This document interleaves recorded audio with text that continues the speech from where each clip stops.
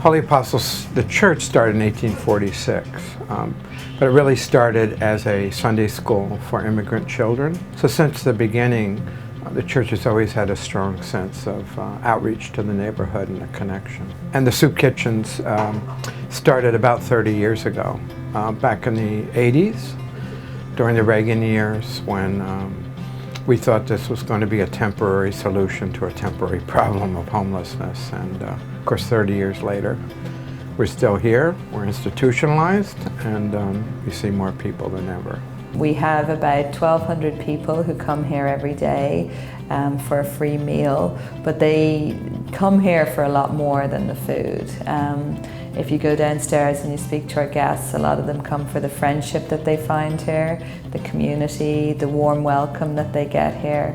And we also have a team of counsellors who work with our guests to try and get them back on their feet and off the soup kitchen line.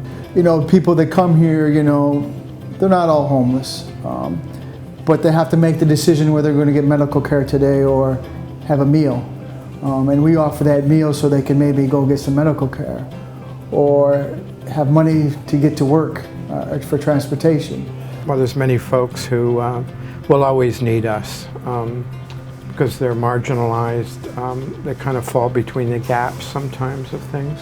But there's other people who are unemployed or underemployed. I feel we can help through job training, through helping with housing as much as we can, computer skills. So we're expanding in that way. The really distressing thing is that a lot of people who are impacted by this are the most vulnerable in our society. So we're seeing children, 1 in 4 children are in New York City, are growing up in homes where they're food insecure, which means that there's not enough food to be put on the table.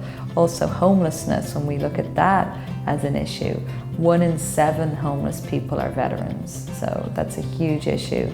And here we have about 100 veterans who will come through here every day. And seniors also are another group who have been really negatively affected. So we'll have about 35% of our guests here will be 60 plus, which sort of supports the fact, the statistics that show that homelessness among seniors has more than doubled in the last 5 years. It's a good resource for the community of people who are struggling with the economy for food. You know, in the summertime, people bring their children here to eat when school is out. Hunger in the US has doubled since the soup kitchen opened in 1982. New York, I think, is like a microcosm for what we see happening all around the country. And here, the latest statistics show that 1 in 6 people just don't have enough food to eat. What the problems that we see downstairs and we see here are problems that are affecting people all over the country. I don't think we have in the United States a food problem. I think we have an access to the food problem, and somehow we have to figure that out. My experience coming to the Apostles have helped me tremendously with the way I budget my food stamps.